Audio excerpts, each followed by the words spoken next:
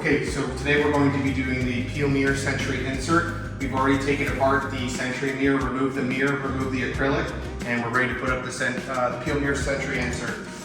So first we're going to start with our foam, just to place behind the peel mirror so that the insert does not wiggle once we put the frame on.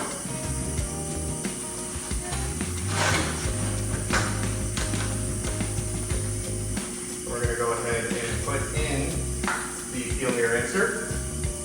Once it's even on each side, we're going to use the peel clamps that go over the existing Sentry mirror placeholders for the mirror. We'll place that one in there, and one in here. Should be nice and snug. From there, we're going to screw back in the existing screws that came with the Sentry mirror.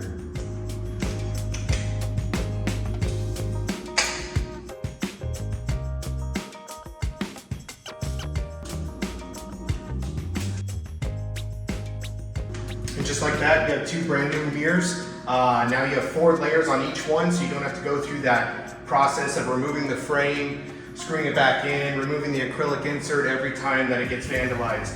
Once it gets vandalized, you remove the layers. You have 4 layers on each mirror. Once you get down to the 4th layer, you may consider it's time to get a replacement and get ready for that one to get vandalized, and then you switch them out.